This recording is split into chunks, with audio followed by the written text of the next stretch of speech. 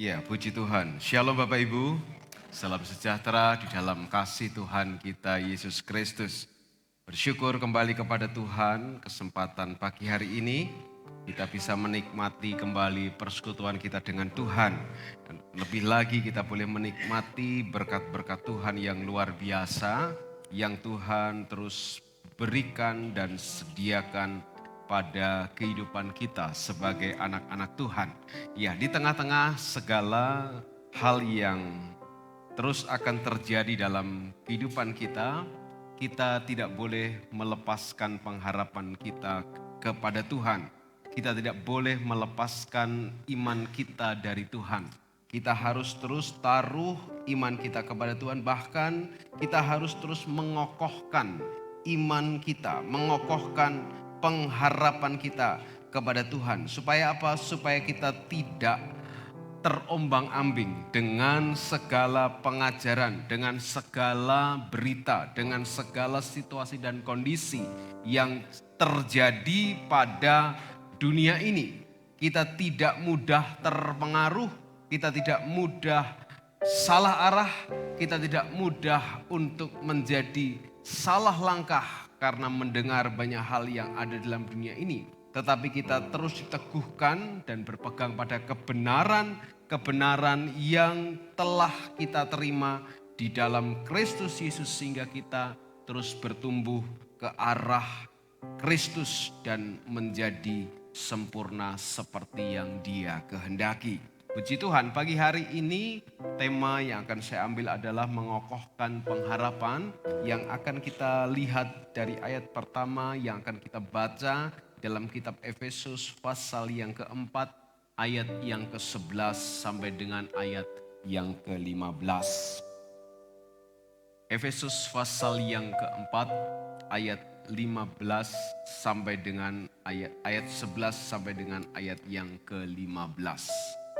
Firman Tuhan dikatakan demikian. Dan ialah yang memberikan baik rasul-rasul maupun nabi-nabi, baik pemberita-pemberita Injil maupun gembala-gembala dan pengajar-pengajar, untuk memperlengkapi orang-orang kudus bagi pekerjaan pelayanan, bagi pembangunan tubuh Kristus, sampai kita semua telah mencapai kesatuan iman dan pengetahuan yang benar tentang Anak Allah, kedewasaan penuh dan tingkat pertumbuhan yang sesuai dengan kepenuhan Kristus. Sehingga kita bukan lagi anak-anak yang diombang-ambingkan oleh rupa-rupa angin pengajaran, oleh permainan palsu manusia dalam kelicikan mereka yang menyesatkan. Tetapi dengan teguh berpegang pada kebenaran, di dalam kasih kita bertumbuh di dalam segala hal ke arah Dia, Kristus yang adalah kepala. Puji Tuhan, silakan duduk kembali. Bapak ini kasih Tuhan, di dalam dunia ini begitu banyak pengajaran-pengajaran sumbang, pengajaran-pengajaran yang keluar dari kebenaran firman Tuhan. Seakan-akan itu pengajaran firman Tuhan. Seakan-akan itu diambil dari firman Tuhan. Ayat-ayat yang dipakai mungkin saudara menemukan di dalam firman Tuhan, tapi dipotong-potong sedemikian rupa sehingga digunakan untuk maksud dan tujuan yang tidak benar. Yang mencoba untuk menggoyahkan, yang mencoba untuk menghancurkan iman dan pengharapan kita di dalam Kristus. Belum lagi dengan keadaan atau situasi, dengan berita-berita, dengan kondisi yang terjadi di dalam dunia ini. Seringkali membuat manusia kehilangan pengharapan. Seringkali membuat manusia kehilangan kepercayaan. Seringkali membuat manusia tidak lagi menaruh pengharapan kepada Tuhan. Dan merasa bahwa apa yang dia kerjakan, apa yang terjadi, apa yang telah dirasakan dan dinikmati. Itu semua oleh karena kekuatan dan kemampuan dirinya sendiri. Padahal perlu kita sadari bahwa pengharapan di dalam Kristus akan membuat kita semakin menikmati kuasa, anugerah, mujizat dan pertolongan dari Tuhan. Apa itu pengharapan? Kita akan masuk mulai dari definisi dari pengharapan. Pengharapan adalah keyakinan akan janji Tuhan. Pengharapan adalah keyakinan akan janji Tuhan. Ada banyak janji Tuhan yang telah kita terima, yang tercatat di dalam firman Tuhan. Yang tertulis, dan kita tahu bahwa setiap perjanjian Tuhan tersebut pasti akan Tuhan kerjakan. Pengharapan ini belum tentu kelihatan, karena memang pengharapan adalah sesuatu yang belum dinyatakan secara sempurna. Kalau bukti berarti sudah ada, sudah nyata, sudah bisa dinikmati, sudah bisa dirasakan, itu bukti. Tapi pengharapan selalu bicara tentang keyakinan akan sesuatu yang ada di depan, yang belum dinikmati, yang belum dirasakan, namun yakin bahwa hal tersebut akan diterima, akan dialami. Hal inilah yang membuat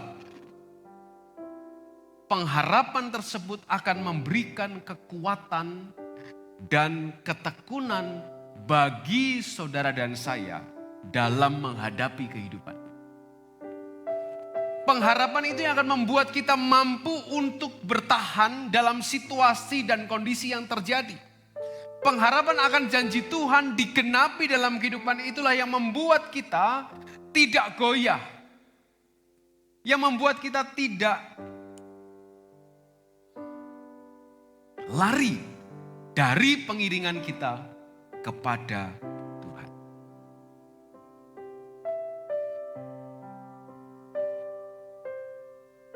Karena mendengar situasi, karena melihat bukti-bukti nyata dari keadaan yang terjadi.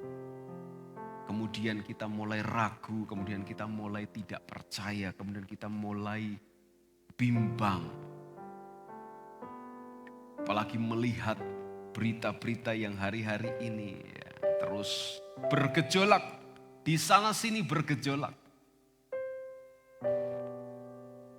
Tapi kita tidak bisa lepas dari apa yang dikatakan firman Tuhan.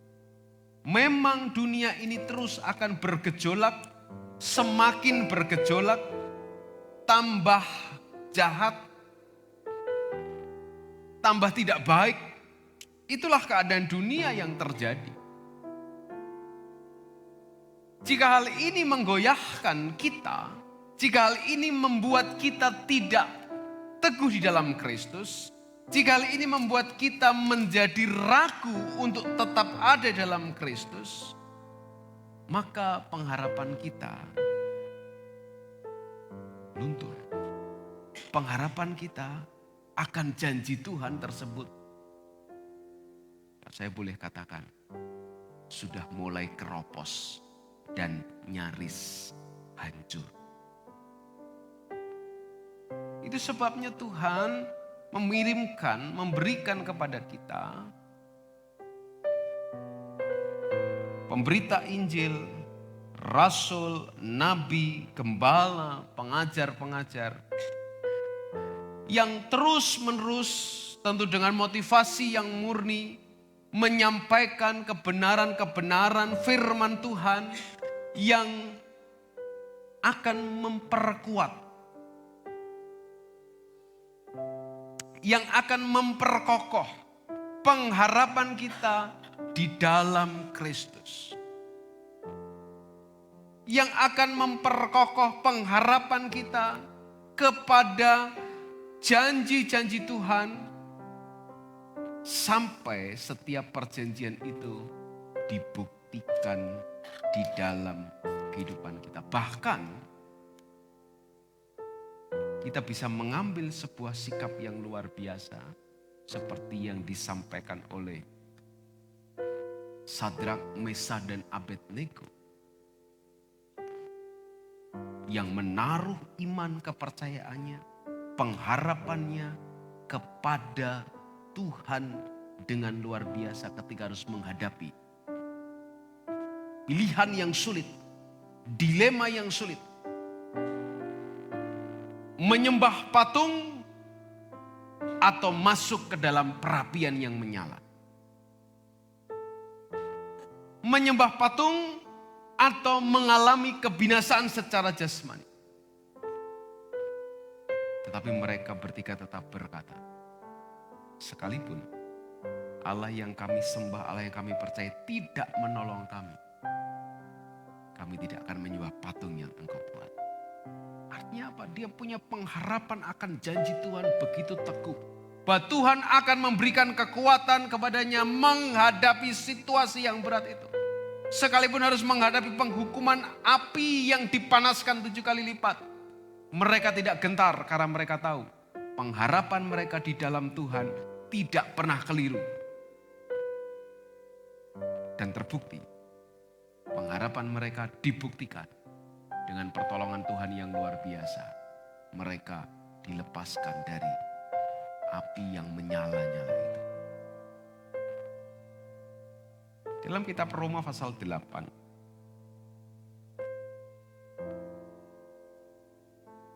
Pengharapan ini memberikan kekuatan kepada kita untuk tetap tekun di tengah-tengah segala situasi yang terjadi. Roma 8 dikatakan, tetapi jika kita mengharapkan apa yang tidak kita lihat, kita menantikannya dengan tekun. Terjemahan lain katakan, tetapi jika kita berharap pada sesuatu yang belum kelihatan, maka kita menanti dengan sabar. Jadi pengharapan adalah keyakinan akan janji Tuhan. Pengharapan ini memberikan kepada kita kekuatan dan ketekunan dalam menghadapi pencobaan. Pencobaan itu tidak hanya saja berupa sesuatu yang terjadi pada diri kita. Mari kita lihat lebih luas lagi. Persoalan permasalahan kehidupan kita tidak hanya saja pada sesuatu yang kita alami secara jasmania. Bisa saja pencobaan itu datang berupa kabar, berupa berita, berupa hembusan-hembusan yang terus dihembuskan dan masuk dalam telinga kita. Sehingga mempengaruhi pikiran kita, mempengaruhi alam bawah sadar kita. Yang secara tidak langsung dalam tanda kutip menghipnotis kita. Sehingga kita tersusupi.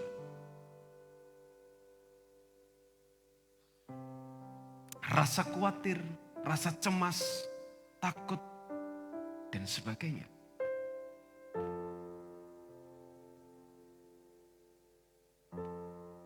Maka ayat yang kita baca di awal tadi. Kepada kita sudah diberikan oleh Tuhan. Rasul, Nabi, pemberita Injil, gembala, pengajar-pengajar. Untuk membuat kita semakin kokoh. Tidak mudah diombang-ambingkan oleh rupa-rupa angin pengajaran. Tidak mudah diombang-ambingkan oleh berita-berita palsu, permainan palsu manusia. Dalam kelicikan yang menyesatkan. Karena kita tahu betul kepada siapa kita menaruh harap. Karena kita tahu betul kepada siapa kita menyandarkan kehidupan kita. Itu sebabnya kita perlu mengokohkan pengharapan kita kepada Tuhan. Sehingga kita harus menjadi teguh, kita menjadi kuat, kita terus berpegang pada kebenaran. Kita bertumbuh ke arah Kristus. Kita semakin menjadi segambar serupa dengan Kristus. Karena pengharapan yang kita mau bangun, yang mau kita kokohkan di dalam Kristus. Pertanyaan adalah bagaimana kita akan mengokohkan pengharapan kita di dalam Kristus. Yang pertama, mengokohkan pengharapan kita melalui doa.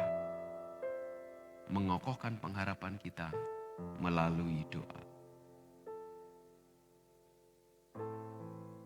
Doa kita pakai menjadi sarana untuk memperdalam hubungan kita dengan Tuhan.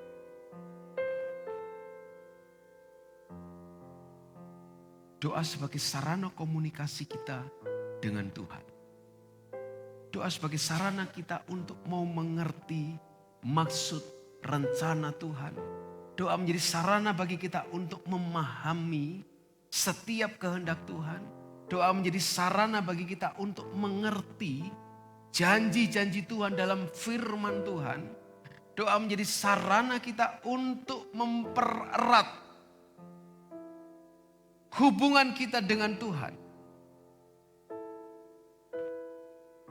Melalui doa kita juga menyampaikan, menyerahkan, meminta petunjuk kepada Tuhan akan segala sesuatu yang berkenaan dengan kehidupan kita. Akan segala sesuatu yang berkenaan dengan keadaan yang terjadi dalam kehidupan kita. Akan segala sesuatu yang akan kita lewati.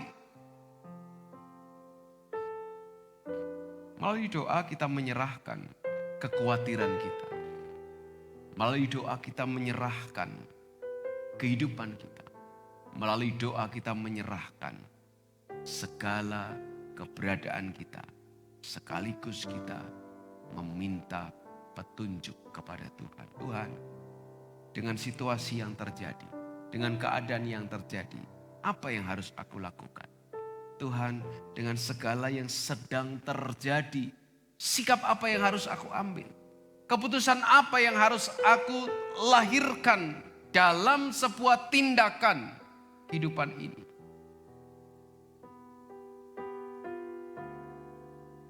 Filipi pasal 4 ayat yang ke-6 dan yang ke-7 mengingatkan kepada kita. Untuk kita menyerahkan kekhawatiran kita, menyatakan segala keinginan kita kepada Allah dalam doa, permohonan, dan ucapan syukur. Maka kita akan menikmati damai sejahtera yang melampaui segala akal yang Tuhan berikan kepada kita dalam hati dan pikiran kita.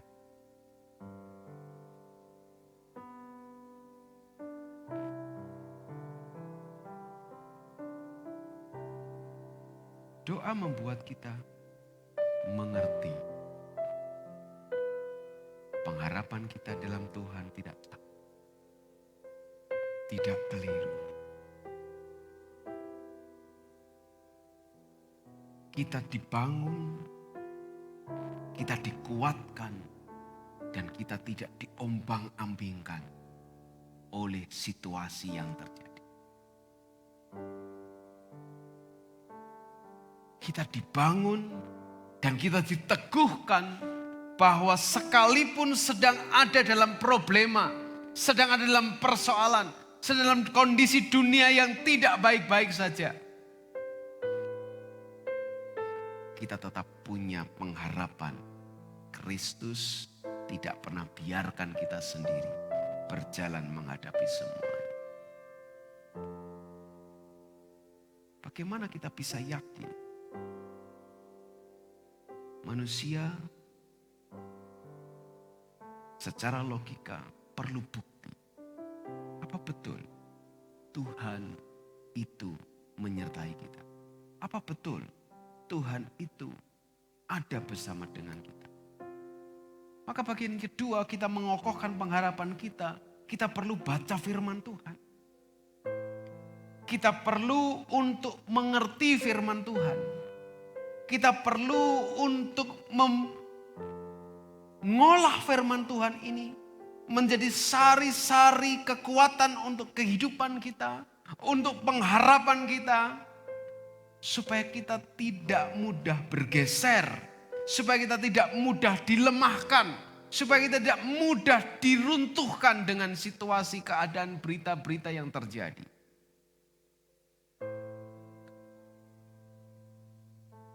Maka kita perlu baca firman Tuhan. Mazmur pasal 1 katakan, di ayat yang kedua, atau mulai ayat 1 bagian A, berbahagialah orang yang kesukaannya, maaf saya potong di sana, ialah Taurat Tuhan, dan yang merenungkan Taurat itu siang dan malam. Berbahagia, tidak mudah terombang-ambingkan. Berbahagia dalam situasi yang berat. Berbahagia menikmati berkat Tuhan. Berbahagia menikmati perkara-perkara yang tidak nyaman. Berbahagia dalam kondisi yang tidak baik-baik saja.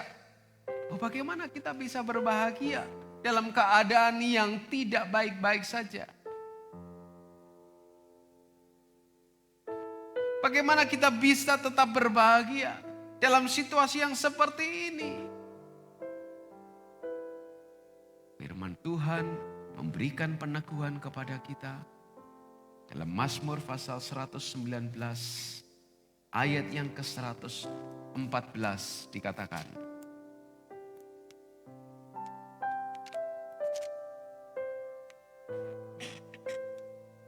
Engkaulah persembunyianku dan perisaiku. Aku berharap kepada firman. Terjemahan lain katakan, Engkaulah tempatku berlindung dan perisaiku. Firman-Mu adalah tempat harapan. Firman Tuhan memberikan kepada kita jawaban-jawaban atas keraguan-keraguan yang sedang bergelora, berkecamuk dalam hati kita. Oleh sebab kabar-kabar yang mengombang-ambingkan dunia ini, oleh sebab kabar-kabar yang penuh dengan kepalsuan, oleh sebab berita-berita yang tidak benar dalam dunia ini membuat kita berkecamuk dalam hati ini. Dalam ketidakpastian, tetapi firman Tuhan selalu memberikan kepastian kepada kita. Sehingga pengharapan kita tidak bergeser kepada Tuhan. Firman Tuhan mengokohkan pengharapan kita.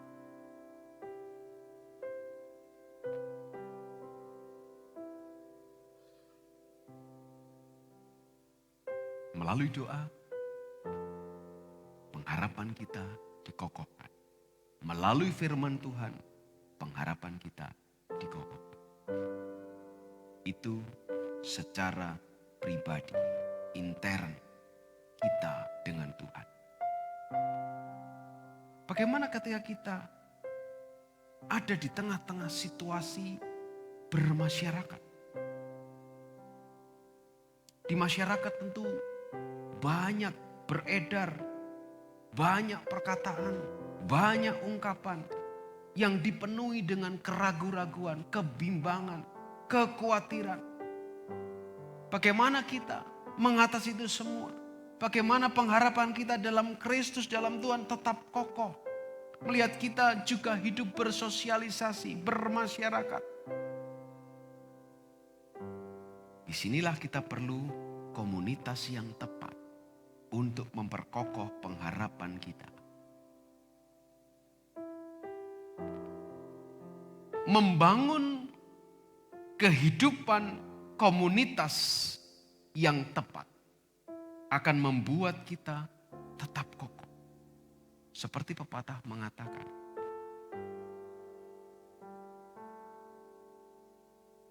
bersatu kita teguh, kalau bercerai kita runtuh. Satu sapu, Penggamarnya pakai sapu biasanya, sapu lidi satu aja. Kalau pakai nyapu nggak bisa. Ya, pakai pukul lalat aja nggak bisa dia. Tapi kalau dia satu banyak, dalam kesatuan yang banyak, pakai sapu bisa bersih. Ada gunanya, berguna. Menjadi kuat. Kalau satu lidi itu dipotong begitu mudah, dipatah-patahkan. Tapi kalau sudah dalam satu kesatuan, akan sulit untuk dipatah.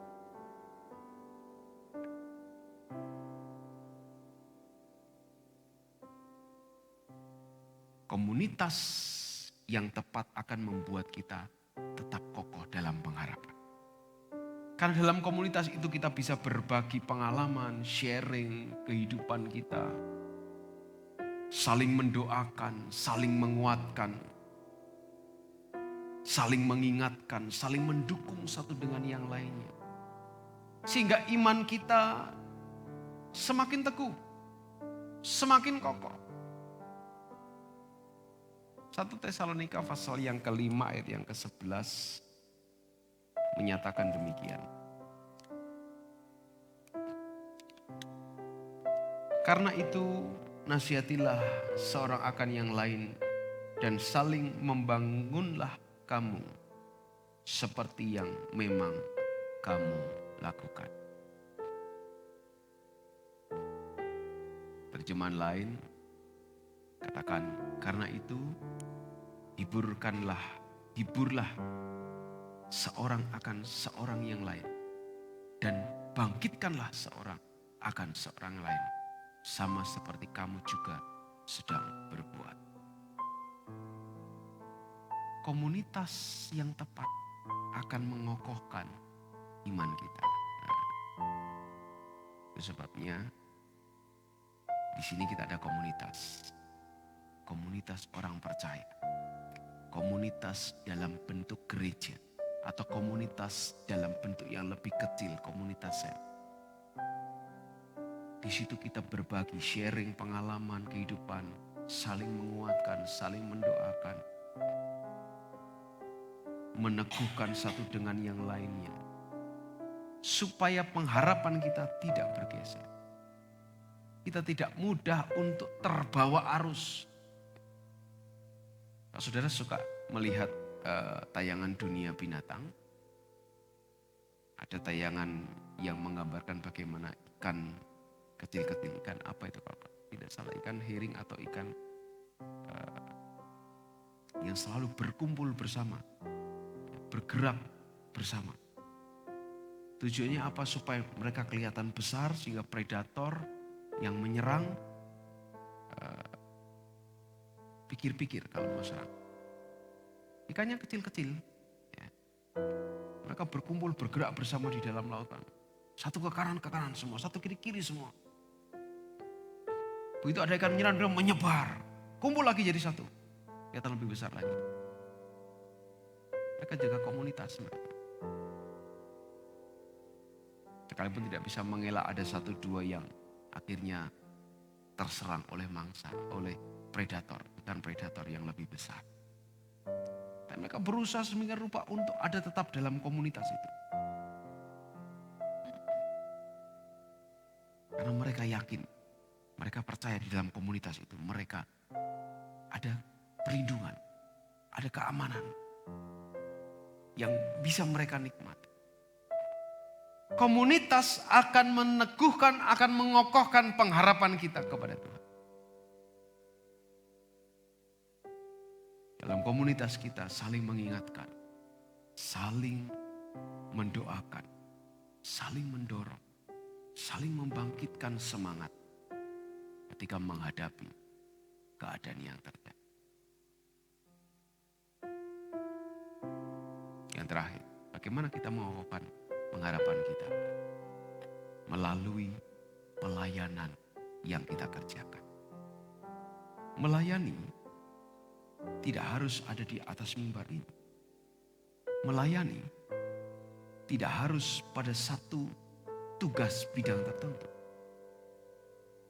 Dengan satu job desk tertentu. Ada banyak pelayanan yang tidak kelihatan. Ada banyak pelayanan yang tidak tampak. Ada banyak pelayanan yang bisa kita kerjakan dalam kehidupan kita. Baik itu di sebuah gereja lokal seperti ini, atau pelayanan yang kita kerjakan di luar. Sebab pada kita masing-masing diberikan karunia-karunia. Karunia yang diberikan Tuhan kepada kita, mesti kita kembangkan, bukan? Seperti Tuhan kasih contoh, Tuhan berikan perumpamaan tentang talenta itu. Ada yang kasih 5, 2, dan 1. Yang 5 dikerjakan, yang 2 dikerjakan, yang 1 tidak dikerjakan. Maka sama Tuhan tambah diambil. Dibawa. Dikasihkan yang 5. Yang mengerjakan lebih banyak. Plan apa yang bisa kita kerjakan? Plan apa yang bisa kita lakukan? Mungkin bukan dalam skala yang besar. Mungkin bukan dalam skala yang luar biasa yang kemudian mendapat pujian orang, mendapat apresiasi orang. Mungkin dalam skala yang tidak tampak, hanya Tuhan saja yang tahu. It's okay, tidak masalah. Karena kita tahu bahwa Tuhan berikan kepada kita karunia. Kita kembangkan itu. Kita lakukan itu, kita kerjakan itu. Mungkin ada orang yang menyepelekan, saya cuma bisa berdoa. Jangan sepelekan, doa itu bukan sebuah karunia yang kecil. Doa itu luar biasa. Saya gak bisa berdoa panjang. Saya gak bisa berdoa bahkan. Saya cuma bisa doa makan. Saya cuma punya karunia untuk mengingatkan orang. Saya cuma punya karunia untuk mengajak orang untuk setia kepada Tuhan. Saya cuma punya karunia yang kecil seperti itu. No problem. Tidak masalah. Karena dengan demikian kita kembangkan karunia itu. Maka kita menjadi orang-orang yang bertanggung jawab akan karunia yang Tuhan berikan kepada kita. Dan kita dikatakan sebagai pengurus yang baik dari kasih karunia Allah. 1 Petrus pasal 4 ayat yang ke-10.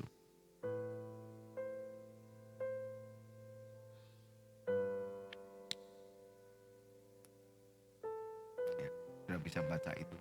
Saya bacakan dalam terjemahan yang lain, dikatakan demikian. Masing-masing harus menggunakan karunia yang diterimanya untuk melayani orang lain sebagai pengelola yang baik dari kasih karunia Allah yang beraneka ragam itu.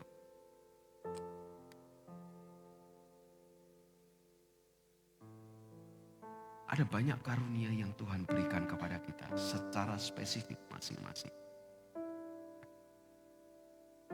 Kerjakan masing-masing karunia itu sesuai dengan apa yang Tuhan taruh dalam kehidupan kita. Maka dengan demikian kita akan semakin kokoh dalam pengharapan kita kepada Tuhan. Kita akan semakin kuat dalam pengharapan kita kepada Tuhan. Kita tidak mudah diombang-ambingkan oleh rupa-rupa angin pengajaran.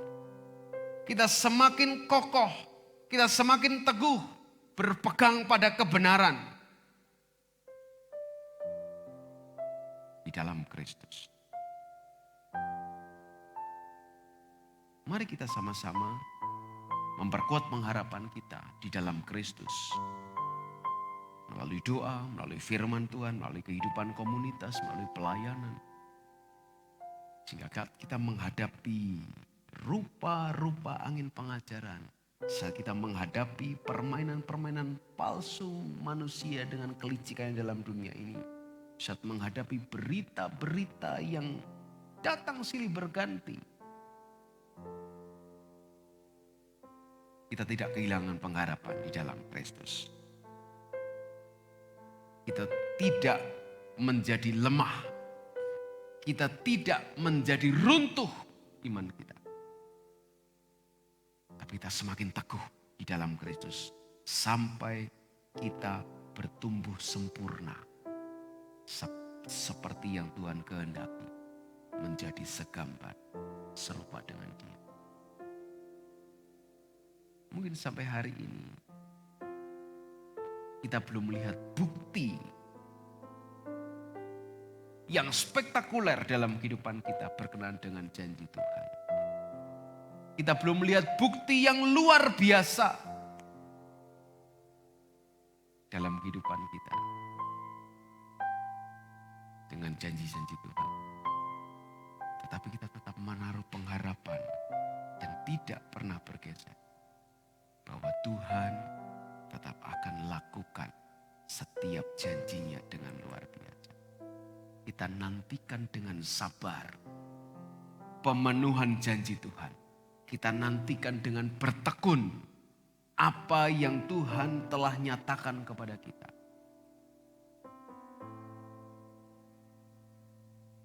Meskipun banyak tantangan, banyak rintangan, banyak omongan, banyak berita, banyak hal yang kita lihat yang seolah-olah berkebalikan dengan apa yang Tuhan nyatakan buat kita. Biarlah kita tetap ada dalam pengharapan kita kepada Tuhan sampai kita menikmati semua yang Tuhan sudah nyatakan kepada kita. Kita percaya terus kepada Tuhan. Kita terus berharap kepada Tuhan. Dan kita terus menaruh iman kita kepada Tuhan. Tuhan memberkati kita semua.